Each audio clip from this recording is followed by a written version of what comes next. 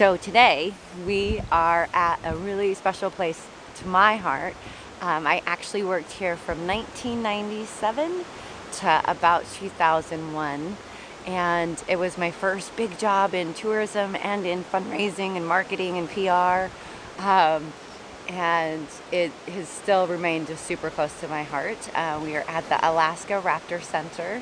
The center serves over 200 patients a year. So anytime in our community or even anywhere close to Sitka, if there is an injured bird, they call the hospital here and the team goes out, the rescue team goes out and gathers up the bird. It comes back to the clinic where we have a staff veterinarian that treats, and of course all the clinic staff helps. When I worked here, I got kicked out of the clinic because I was too much of a baby and I was holding a bald eagle and I cried the whole time. So after that, the only thing I got to do was feed all the baby birds that came in, and I really loved that job. We are going to explore the center, we're going to explore the clinic, we're going to have Sitka, one of the bald eagles that is used for educational purposes, brought out. So this is, as you walk in through the Raptor Center, and this is your entrance. This here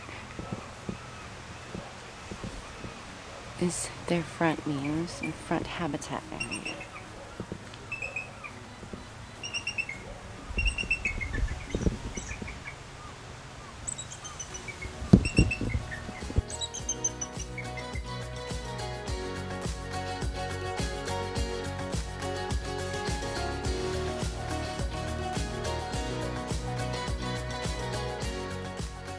So this is Angie Grant, who her and I grew up together. We both graduated from Sitka High. She does the job that I did way back in the day and much, much more. Her job has expanded tremendously. So Ange, how long have you been with the center? I've been 16 years this last February. See, everybody that works here is a lifer because Yep. it's a hard job. Definitely. And she is also the one that plans the big gala every year, which she does a phenomenal job. How much does that usually raise? Anywhere from about 80 to 90,000 Nice. for us a year. And that So, helps you guys keep the doors open during the winter. Through the winter, yeah. And you guys can't have it this year. I know, I'm so sad. It's my baby. Oh. And yeah, we're going to think of other ways, maybe online stuff, but right now, just in the works. We're trying to figure things out. Cool. Well, whatever I can do to help. Of course.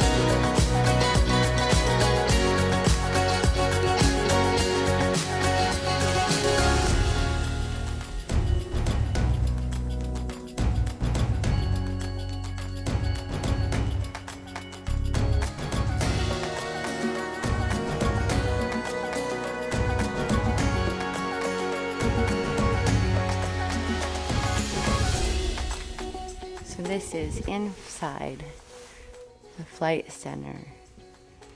And again, this place is just a state-of-the-art facility where the eagles can practice their flying before they are released. So after medical treatment is done, they can watch the birds fly in this area, and that helps them evaluate whether they can be released, whether they are ready to be released, or whether they will be used as an educational bird or placed in another facility.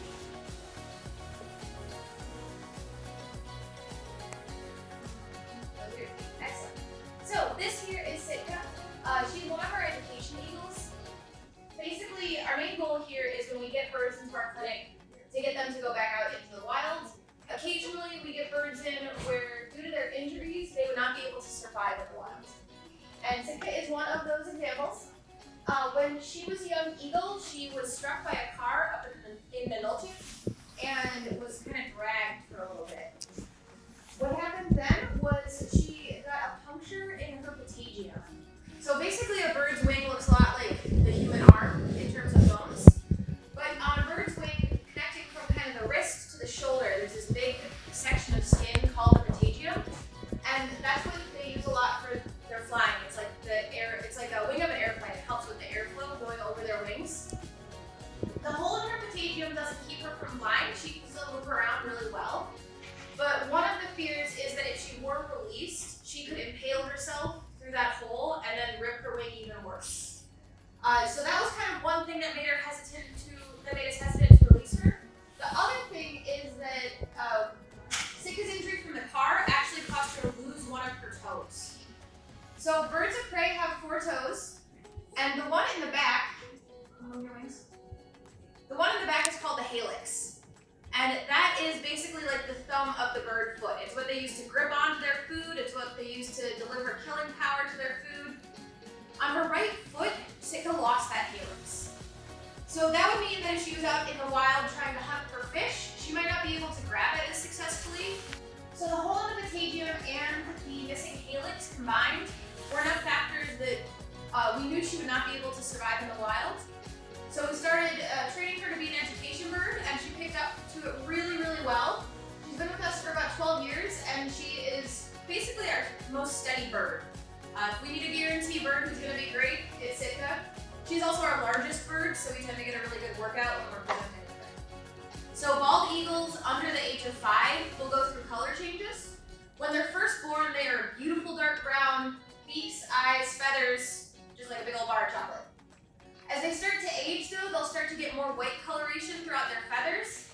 And then by their 5th year, they'll look just like Sitka here. So when we get an eagle in that has an all white head and tail, all we can say is it's a minimum of 5.